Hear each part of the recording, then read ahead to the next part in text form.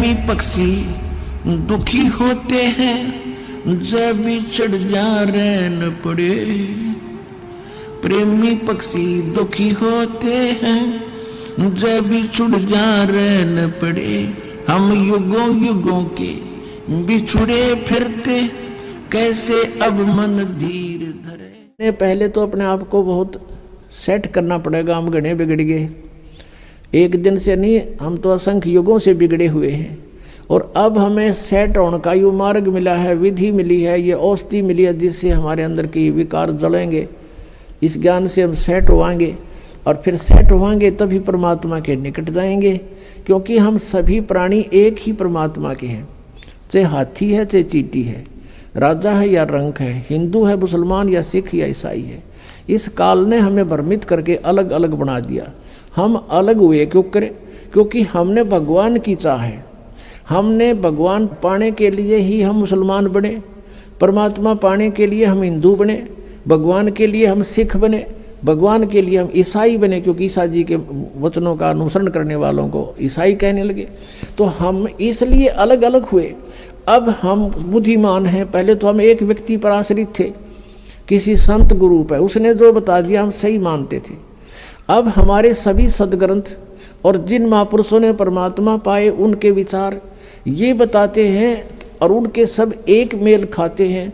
तो हमने अब उन भ्रमित वचनों को छोड़ना पड़ेगा, चाहे वो हिंदू धर्म के हैं, चाहे वो ईसाई धर्म के हैं, चाहे वो मुसलमान धर्म के या सिख धर्म के हैं, जो शास्त्र प्रमाणित नहीं है, उनको त्यागना पड़ेगा। और तभी हम भगवान के निकट जा सकते हैं। तो वो कौन से हैं, उसमें चाहे मर्यादा भंग हो, चाहे कोई धार्मिक हमारे लोग नाराज हो, इसकी परवाह नहीं करनी है। हमने अपना कल्याण करवाना है। तो इस प्रकार हम उस परमात्मा के निकट पहुंच सकेंगे। उसके लिए क्या करना है? उसके लिए भगवान ने स्वयं आकर के हमें यही बताया है कि मैं जो रिहर्सल करके दिखा रहा हूं तुम ऐसे रहना। अब परमात्मा ने क्या क्या लीलाएं की। साईं इतना दीजियो जा मैं कुटुंब समावे, हम भी भूखे ना रहे अतिथि न भूखो जावे। और एक अच्छे नागरिक का रोल भी वही करके दिखाता है। हमारे को एक एग्जाम्पल कोड करते हैं भगवान कि इस लोक में आप जी ने परमात्मा पाने के लिए ही प्रयत्न करना है। यहाँ की अन्य वस्तुओं की तुम इच्छा करते हो तो अभी आप बालक हो, खिलौने मांग रहे हो और ये खिलौने टूट जाते हैं, फिर रोते हो। तुमने क्या चीज मांगनी चाहिए यहाँ से? साईं इतना दीजियो जा मैं कुटुंब समावे, हम भी भूखे ना रहे अतिथि न भूखो जावे। कि हे परमात्मा इतना दीजिए जिसमें कुटुंब समावे, यानी रिक्वायरमेंट ऑफ फैमिली, परिवार की आवश्यकताएं फुलफिल हों। इतना दीजिए दाता, और हम भी भूखे ना सोएं और कोई अतिथि आ जावे वो भी भूखा ना रहे। इसे अधिक नहीं चाहिए। परमात्मा कहते हैं घर तो 3.5 हाथ और गना तो 4.25, कह कबीर अधिका गहे ताको नहीं विचार। अपने 3.5 हाथ का ये शरीर होता है, प्रत्येक व्यक्ति का अपने 3.5 हाथ, यानी इस कोनी से लेकर और यहाँ तक का ये हाथ कहलाता है इतना। और इसको आप 3.5 नाप के किसी रस्सी से अपने नाप के देखना, पूरा पाओगा। तो कहते हैं करता है 3.5 हाथ, यानी आप उसमें आराम से लेट जाओ, पूरा पूरा हो जाए। और गणा तो 4.25, यानी और गणा कर 1 फुट फालतू कर ले। और इससे ज़्यादा की डिमांड है तो व्यर्थ की बकवाद है वो। अब इससे आप समझ लेना, कहने का भाव इन्होंने है कि तड़के अपने घरान फोड़ कर एक इतना बना बैठ जाओ। कहने का भाव ये है परमात्मा का कि 1 चारपाई पर सोना है और वो 3 बाई 6 फुट में आ लेगी। एक कमरे में आपका काम चल सके खूब, गना कर 2 बना लो, इससे अधिक कोशिश ना करना। वो परमात्मा दे तो अच्छी बात है, 2 बन जा, 3 बन जा, बस इससे ज़्यादा का प्रयत्न ना करना। यानी जिसके पूर्व जन्म के संस्कार हैं वो अलग बात है, कोई ठीक भी बन रही है तो बनी अच्छी बात है, लेकिन भक्ति उद्देश्य मूल रखें। और जिनके पास पूर्व जन्म की कोई ऐसी पुण्य नहीं है और वो झोंपड़ी में भी रह रहे हैं, तो परमात्मा कहते हैं भक्ति ही करनी है। उस 4 कमरे वाली कोठी में भी भक्ति करेगा तो उसका उद्धार है, नहीं तो वह कोठी साथ नहीं दे, ना वह चाल साथ। और एक झोपड़ी में प्राणी रह रहा है और वो भी भक्ति कर रहा है, तो दोनों को एक सी उपलब्धि है। और झोपड़ी वाला इससे चक्कर में रहा मैं भी कोठी बनाऊं, मैं यूं कर लूं, तो ये व्यर्थ प्रयत्न है। इनसे अपना मन हटाना। अब प्रसंग चल रहा है कि परमात्मा, जैसे कल सत्संग के अंदर आपने सुना था कि वो परमात्मा सतलोक से चलकर आता है, वो 3 सतिथि में उसका शरीर है। तो दूसरी सतिथि में वो हमारी कैसे देखभाल करते हैं, कैसे धारण पोषण करते हैं। वो एक बालक रूप में प्रकट होते हैं, धीरे धीरे बड़े होते हैं, फिर एक अच्छे नागरिक की तरह एक जीवन जी कर दिखाते हैं। परमात्मा कबीर जी जुलाहे का कार्य करते थे, दानक का कपड़ा बुनते थे, लोगों का सूत आता था, उस सूत को से कपड़ा बनाकर उससे जो मेहनताना प्राप्त होता था उसको ग्रहण करते थे। और उससे भी कोई बच जाता था, घर में भोजन से पैसा बच जाता था, उसको फिर भंडारे पर, धर्म पुण्य पर लगा दिया करते थे। परमात्मा के घर में 2 उनके पुत्र पुत्री मुंह बोल रहे थे, जो बच्चे मुर्दे जीवित किए थे किसी सर्कमस्टांस में, किसी के जो है हठ योग को सेट करने के लिए, परमात्मा की महिमा को प्रकट करने के लिए। एक बालिका थी 13 वर्ष की, एक शेख तकी नाम के पीर की कब्र में दबा रखी थी। उस पीर ने बहुत ज़्यादा परमात्मा के साथ दुर्व्यवहार शुरू कर दिया था। राजा सिकंदर लोधी कबीर परमेश्वर जी से बहुत प्रभावित हो गए थे, क्योंकि उनको जलन का रोग था, जो कबीर परमेश्वर जी की कृपा से वो स्वस्थ हो गया था। और कोई भी ट्रीटमेंट उसका काम करना बंद कर गया था। वो तो मृत्यु के दिन गिने था। सिकंदर लोधी दिल्ली का बादशाह कबीर परमेश्वर के आशीर्वाद से वो स्वस्थ हो गया था। उसके बाद वो बहुत आदर करता था कबीर परमेश्वर का। इस कारण से वो उनका धार्मिक गुरु शेख तकी कबीर जी से ईर्ष्या करने लगा, उनको नीचा दिखाने की प्रयत्न में रहने लगा, उसकी टाह में रहने लगा कि किस प्रकार इसको नीचा दिखाऊं और राजा का इससे मन हटे, इसकी आस्था कम हो। इस उद्देश्य से उसने कहा था कि मैं कबीर को जब जानूं ये कोई शक्ति युक्त है, मेरी बेटी ने जीवित करके दिखा दे जो कब्र में दबा रखी है। हजारों व्यक्ति इकट्ठे हो गए, दिन रख दिया, तीसरा दिन कब्र फुड़वा दी और कबीर परमेश्वर ने वह बेटी जीवित कर दी।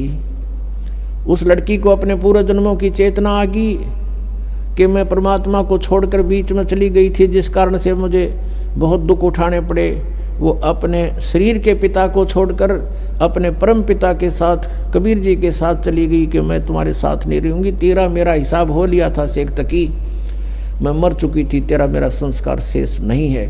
तो वो लड़की 12-13 वर्ष की थी, वो परमात्मा ने अपनी बेटी की तरह रखी। ऐसे एक लड़का था, उसको अंतिम संस्कार करके जल में प्रवाह कर दिया गया था। उसी शेख तकी ने राजा सिकंदर लोधी के नाक में दम कर दिया कि मुझे कोई ऐसा मुर्दा जीवित करके दिखा दे तो मानूं कबीर को, नहीं तो मैं मुसलमानों को भड़का दूंगा, तेरे राज का नाश करवा दूंगा। तब इस शर्त पे परमात्मा ने उस मुर्दे लड़के को जीवित किया था। वो भी 10-12 वर्ष का लड़का था। उसके बाद वो लड़का भी परमात्मा के साथ पुत्र रूप में रहता था। तो इस प्रकार एक पुत्री एक पुत्र थे जो अपने वचन से जीवित किए हुए बालक थे, और मुंह बोले माता पिता थे, उनके अपने माता पिता नहीं थे, वो तो सहशरीर आए थे, सहशरीर चले गए थे। नीरू नीमा नाम के निसंतान दंपति थे, उनको परमात्मा कमल के फूल पर जल में लहर तारा तालाब पर प्राप्त हुए थे। तो ऐसे कुल मिला के परमात्मा का 5 सदस्यों का परिवार था। हाथ से कपड़ा बुनते थे, माता पिता वृद्ध हो गए थे, और उस कपड़े से जो भी पैसा मिलता था मेहनताना उससे अपना गुजारा करते थे, और फिर भी पैसा बच जाता था उसका भंडारा करते थे। तो ये लीला करके दिखाई भगवान ने कि तुम जैसे मैं कर रहा हूं ऐसे रहना इस संसार में, और यदि तुम परमात्मा पर विश्वास रखोगे, परमात्मा पे आपका दृढ़ विश्वास होगा, तो आपके ऊपर आने वाले सभी संकट दूर होंगे। इसलिए मालिक ने ये बताई थी कि ये साधना ऐसे बनती है। यजुर्वेद अध्याय नंबर 40 के मंत्र 15 में कहा है कि वायु अनिलम अथ इदम अमृतम भस्मांतम शरीरम ओम कर्तु समर किल्वे समर कर्तुम समर। ओम नाम का जाप काम करते करते स्मरण करो, विशेष कसक के साथ स्मरण करो, मनुष्य जीवन का मुख्य कर्तव्य जानकर ओम नाम का जाप करो। ये ब्रह्म का साधन, ब्रह्म की भक्ति है। और गीता जी अध्याय नंबर 17 के श्लोक 23 में कहा कि ब्रह्म ने सच्चिदानंद घन ब्रह्म की साधना का ओम तत्सत इति निर्देश है ब्रह्म ने तिर्विद समर्थ है। उस परमात्मा सच्चिदानंद घन ब्रह्म परम अक्षर ब्रह्म की साधना के 3 मंत्र का जाप है, ओम तत् और सत। ओम तो ब्रह्म का, तत् ये सरपुरुष का सांकेतिक है, वो अलग मंत्र है, और सत ये परम अक्षर ब्रह्म का है, परम अक्षर पुरुष का है।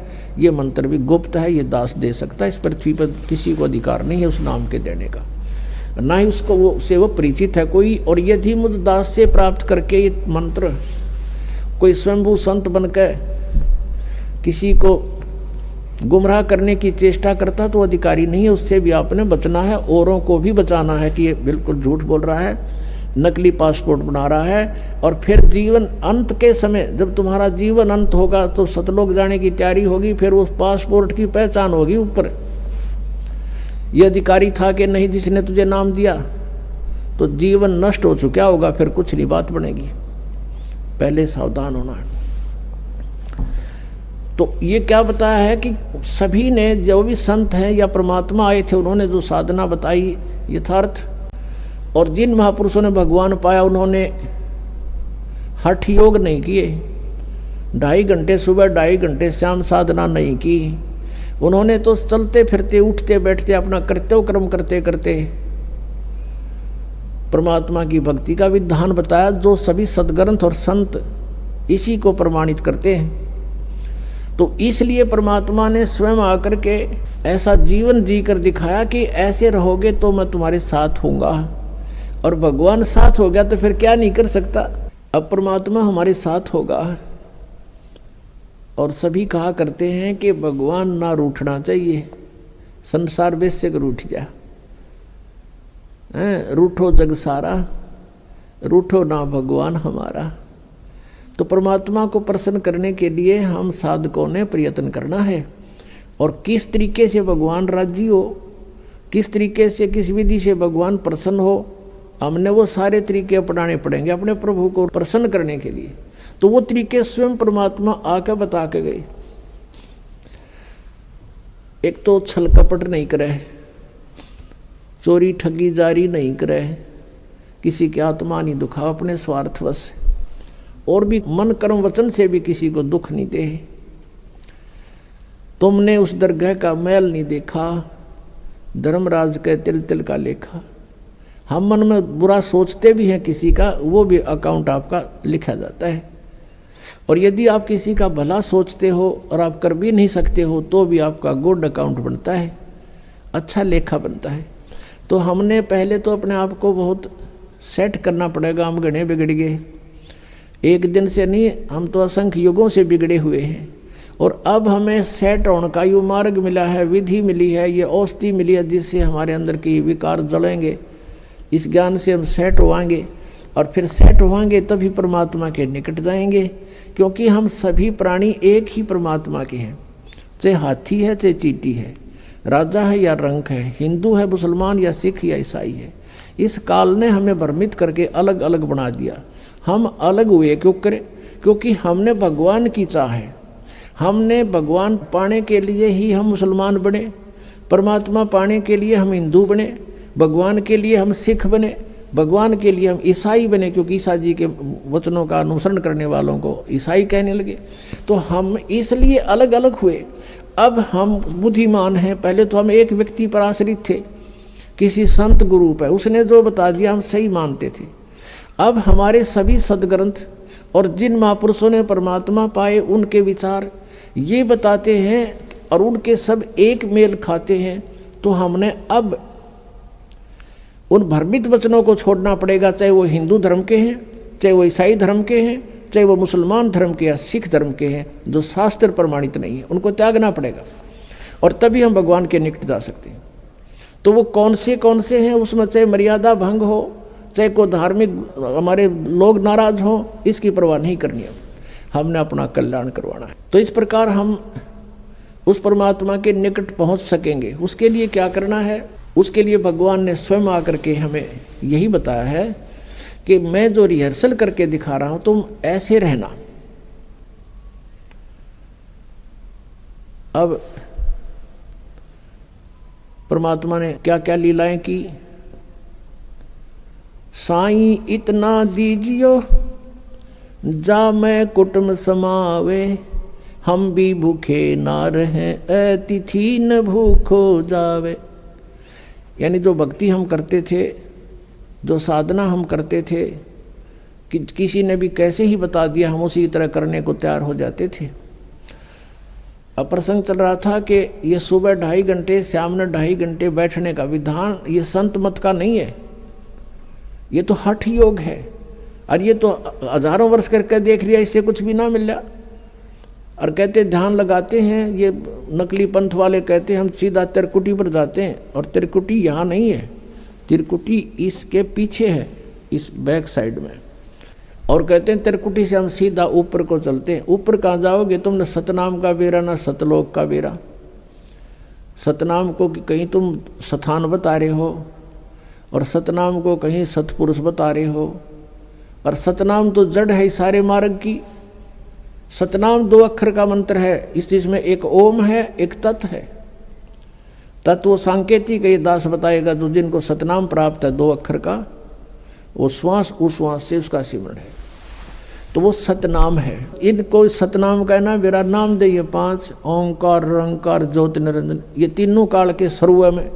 और सोहम और सतनाम, यहाँ सतनाम नाम बता रहे, वहाँ या इनकी जो एक पुस्तक है ये वार्तिक, इनकी जो उसके अंदर लिखा है कि वो सतनाम 4था लोक है, 4था मंजिल है, और फिर वही सार शब्द है, वही सार नाम है सतनाम ही। और सतनाम ही सचखंड सतलोक है, सतनाम ही सतपुरुष है। अरे झूठा ज्ञान और ध्यान कहाँ लाओ तुम? ये बाद विदा चतुराई, तुम्हारा ज्ञान यूजलेस है, तुम ध्यान कहाँ लगा रहे हो? तुम्हारा थ्योरी गलत है, प्रैक्टिकल क्या करोगे तुम? तो जिन भी महापुरुषों ने परमात्मा मिला, किन किन ने मिला? आदरणीय धर्मदास साहिब जी को, आदरणीय मलुकदास साहिब जी को, आदरणीय दादू दास साहिब जी को, आदरणीय नानक साहिब जी को, आदरणीय गरीबदास साहिब जी को, गांव छुरानी जिला ददर हरियाणा वाले को, आदरणीय गीसा दास साहिब जी को, गांव खेकड़ा जिला मेरठ उत्तर प्रदेश में। इन महापुरुषों ने परमात्मा पाया और उन्होंने उनकी साधना देख लो उन्होंने कैसी की। जैसे गरीबदास जी किसान थे, खेती करते थे और भक्ति भी करते थे, और परमात्मा स्वयं आए थे, जुलाहे का कार्य भी करते थे। वो कभी हठ योग उनके जीवन में आप दिखा दो इतिहास में या उनकी वाणी में कहीं भी किया या लिखा हो। ऐसे ही आदरणीय नानक साहिब जी खेती करते थे, पहले तो नौकरी करते थे, वो नौकरी भी त्याग दी। जो भगवान से परिचित हुए, सचखंड जाकर वापस आए, वहाँ देखा भगवान को, सतपुरुष को, कबीर साहिब को, वापस आते ही सब नौकरी भी त्याग दी और 12 वर्ष तक परमात्मा का प्रचार किया इधर उधर घूम फिर के। फिर परमेश्वर का आदेश हुआ कि आप बैठ जाओ, आपका विरोध बहुत हो जाएगा, काल के दूत सक्रिय हो गए हैं, आप घर पे अपना साधना करो और आने दो समय। अब इस नाम को गुप्त रखना। नानक साहिब जी को कह दिया गया था कि इस सतनाम को, ये 2 अक्षर का जो मंत्र है, ओम और दूसरा तत्, इन दोनों का जाप स्वयं नानक साहिब जी करते थे, लेकिन आगे किसी को ये नाम प्रदान नहीं किया और ना ही इस नाम का जाप करने का आदेश दिया, क्योंकि परमात्मा का आदेश था। जैसे कबीर परमेश्वर जी की वाणी में लिखा कि धर्मदास तो लाख दुहाई, ये सार नाम कितबार न जाई, ये सार नाम बार जो पढ़ी, और बिचली पीढ़ी हंस नी तरही। धर्मदास तो लाख दुहाई, ये मूल ज्ञान कहीं बार न जाई, मूल ज्ञान बार जो पढ़ी, बिचली पीढ़ी हंस नी तरही। मूल ज्ञान को तब तक छुपाई जब तक द्वादश पंथ मिट जाई। एक तो मूल ज्ञान है, जो ज्ञान मूल ज्ञान ये ज्ञान है जो अब दास आपके समक्ष रूबरू करा रहा है। एक मूल मंत्र है सतनाम सार नाम, इनको भी गुप्त रखना था। नित्यकाल के दूत सारे यही नाम देते मिलते, वो अधिकारी वो है नहीं, और जनता भ्रमित हो जाती कि वो भी वही मंत्र देते हैं, वो भी वही साधना बताते हैं। एक कोगल है, अब वो एक कोगल भी ना छोड़ी, परमात्मा ने सीधा बख्शी। वो उआ बाई बकते हैं, एंड वेंड के नाम देते हैं, और पांचों नाम काल के जानो, तब दानी मन शंका आनो। पांचों काल आप पे हैं, जिसको ये तुलसीदास हाथरस वाले को ये मानते हैं कि इन्हीं की कुछ प्रेरणा पा करके तो इस शिवदयाल जी जो थे इनके परम धनी, उन्होंने प्रेरणा पा करके साधना शुरू की थी, लेकिन उनका गुरु नहीं बताते वो। तो वो पांचों नामों को काल का बताते हैं, ये 5 नाम पर गाटा जोड़ रहे, तो ये कहाँ जाएंगे? ये सीधे काल के मुख के अंदर हैं। तो पुण्यात्माओं, दास के इस प्रयत्न को निंदा या किसी का वो नहीं समझना, एक परोपकार समझना। कई भक्त कहते हैं आपके गुरुजी जो है निंदा करते हैं दूसरों की, नहीं। जैसे एक बार किसी ने 500 के नोट नकली छाप लिए और वो ठग रहा था जनता को। सरकार को पता चला, ओरिजिनल और डुप्लीकेट दोनों साथ साथ दिखाए थे कि ये ओरिजिनल है, इसमें ये लक्षण है, ये डुप्लीकेट है। अगर ऐसा हो तो उसको ग्रहण ना करना, वो नकली है। तो कोई ये कहे कि निंदा कर रहे हैं क्यों किसी के नोट को बेकार बता रहे हैं, तो वो निंदा नहीं थी, महापरोपकार का कार्य था सरकार का। लाखों लोग बच गए ठगने से, तो दास का वही प्रयत्न समझ लेना, ये किसी की निंदा नहीं है, ये महापरोपकार का कार्य कर रहा है। अंत में देखना इसका कितना अच्छा रिजल्ट आएगा। रोया करेंगे वो प्राणी जो ऐसे नकली लोगों के अपना जीवन व्यर्थ कर रहे थे, रोया करेंगे उनको और धिक्कारा करेंगे उन नकलियों को, तुमने अपना जीवन खोया, हमारा भी खो दिया। अब प्रसंग चल रहा है कि शास्त्र विधि को त्याग कर जो मनमाना आचरण करते रहे, उनको कोई लाभ नहीं हुआ। अब किसी भी संत को देख लीजिए, फिर 12 वर्ष तो नानक साहब जी ने इधर उधर जा करके प्रचार किया प्रभु का तत्व ज्ञान का। फिर 16 वर्ष तक अपने घर पर रहकर खेती की, जैसा भी वो कर सकते थे उसमें, और अपनी भक्ति भी की। कोई उनके पास आ जाता था, उनको तत्व ज्ञान समझाते थे, लेकिन सतनाम नहीं दिया किसी को। अपने आत्माओं कई कारण होते हैं। कई भक्त ये भी सोच बैठेंगे कि भाई नानक साहब जी ने फिर नाम नहीं दिया, तो उनके साथ जो अनुयायी बने हैं, सिख समाज बना है, तो उनका तो जीवन व्यर्थ हो गया। उनका जीवन व्यर्थ नहीं हुआ। कारण क्या था? जैसे उन्होंने एक ऐसी विधि बता दी, पुण्यात्माओं, हम कोई एक दिन के जन्मे नहीं हैं, हम कोई एक जन्म में ही, इसी जन्म में हम ये दुख या कष्ट नहीं भोग रहे हैं, असंख्य जन्मों से हम कष्ट उठाते हुए आ रहे हैं, असंख्य जन्मों से। और जब तक ये ट्रीटमेंट पूरा नहीं मिलेगा, हमारा रोग नहीं कटे जन्म और मरण का। और अधिक जानकारी वसंत रामपाल जी महाराज जी से निःशुल्क नाम दीक्षा प्राप्त करने के लिए संपर्क करें। हमारे संपर्क सूत्र है 8222880541 8222880542। आप नीचे स्क्रीन पर दिए गए हमारे अन्य नंबरों पर भी संपर्क कर सकते हैं।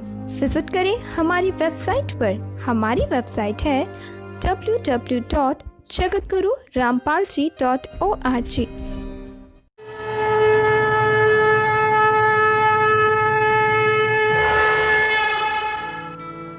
इस वीडियो के बारे में अपनी राय नीचे कमेंट सेक्शन में हमें बताएं और अपने दोस्तों के साथ ये वीडियो शेयर करना ना भूलें।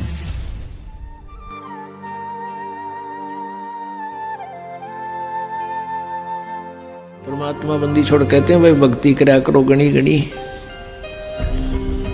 और ये समय ये दाव फिर नहीं लगेगा।